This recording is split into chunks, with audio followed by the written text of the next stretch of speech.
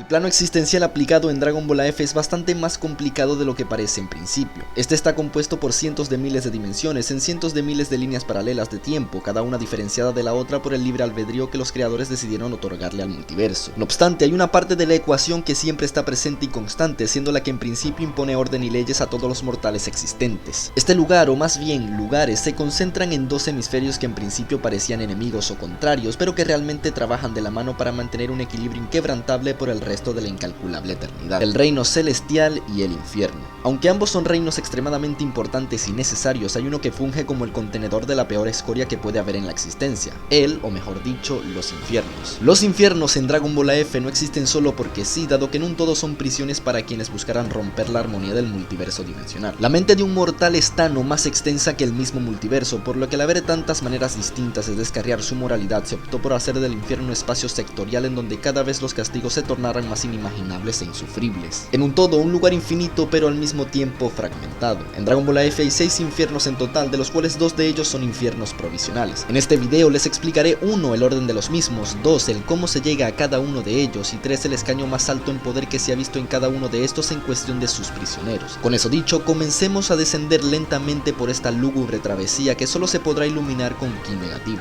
Comencemos. El infierno superficial es el plano existencial más dócil de todos y de prisiones hablamos. El mismo es aquel que se presenta en Dragon Ball Z, siendo un lugar de castigo pero centrado más en aprisionar a seres malignos para tenerlos constantemente monitoreados. El infierno superficial, que en cuestión de Dragon Ball AF pasaría a llamarse Infierno 5, no es peligroso en lo absoluto, ya que estar en el mismo otorga una inmortalidad vacía a sus habitantes. Sin embargo, estos no pueden escapar de su perímetro, el cual es una especie de valle tenebroso con un mar de sangre que los rodea. El estar aquí es sinónimo de haber cometido actos horrendos en vida, pero tener un poder lo suficientemente alto para provocar que los ogros no puedan llevarte a la máquina de lavado de almas. Aquí podemos encontrar un montón de villanos provenientes de Dragon Ball Z, los cuales van desde Freezer hasta el mismo Cell, personajes que por cierto lograrían escapar a futuro. En cuestión de cuál ha sido el escaño más alto de poder que se ha visto aquí en cuestión de Dragon Ball AF, sin duda alguna debería ser Freezer, puesto que aunque Karat potenció a seres de este mismo, como por ejemplo Broly, ninguno tiene tan siquiera una fracción del poder que tenía la fusión potenciada. En tono general, un infierno bastante amable frente a los calabozos de agonía que veremos más adelante. En ese caso, sigamos descendiendo a ver qué nos espera.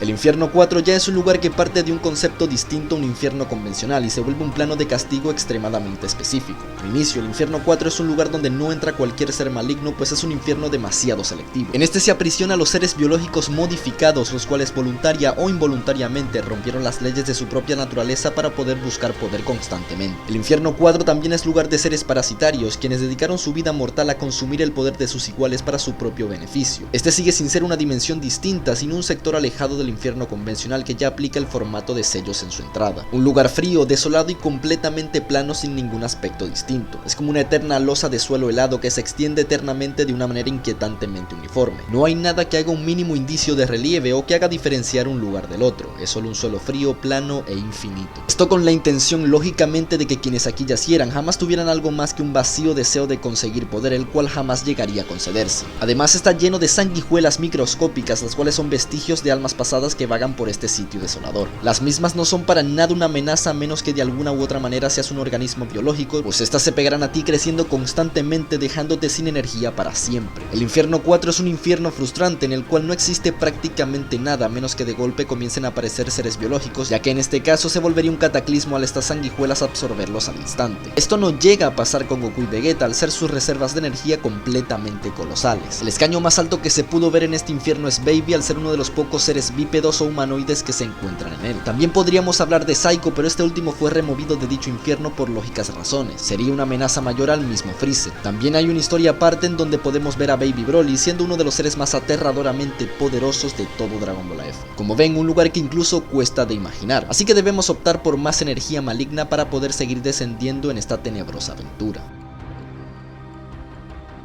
El infierno 3 ya es un lugar que comienza a escapar de nuestro entendimiento por varios motivos. Al ser uno de los infiernos más antiguos, el mismo está compuesto por un espacio genuinamente infinito que se expande constantemente hasta el final de los eones. Si lo vemos metódicamente, este infierno puede ser lo más cercano a la idea que todos tenemos o que se nos ha impuesto por la religión. Un lugar donde abunda un fuego completamente imposible de extinguir y en el cual solo se escuchan eternamente lamentos desgarradores de quienes tengan la desdicha de caer en él. Este se conforma de un espacio genuinamente infinito, puesto que es el infierno en el que yacen mortales de absolutamente todas las dimensiones de Dragon Ball AF. Seres horrendos que en su momento se catalogaron como demonios, donde se darían cuenta de que no eran más que ilusos cuando realmente conocieran verdaderos demonios dimensionales. Y es que esto es lo que abunda en el mismo, pues hay miles de estos vagando por ahí, con el único trabajo de velar por el sufrimiento de quienes allí habiten, como no por toda la eternidad. En este infierno caen seres poderosos y malignos, causantes de genocidios galácticos e incluso dimensionales, pero con la caracterización de haber salido de sus dimensiones originales, causando el sufrimiento y muerte en dimensiones ajenas, tal cual como pasó con Karad. El ser más poderoso que se ha visto en dicho sitio está debatido entre dos prisioneros, siendo uno de estos Evil Goku en su forma de Super Saiyajin 7 infernal, una fase que usa el mismo concepto que el Super Saiyajin 7, pero que usa como catalizador energía del infierno en vez de energía negativa. Sin embargo, el ser más poderoso que se ha visto en esta, incluso por encima de los mismos demonios dimensionales, que ya es decir muchísimo, es nuevamente el mismo Psycho. Psycho comprende y domina su potencial como Super Saiyajin 5 aquí, derrotando al demonio dimensional más poderoso de dicho infierno, el cual se llamaría Abaddon. Y es a partir de aquí en donde hacemos un pequeño descanso de tanto infierno.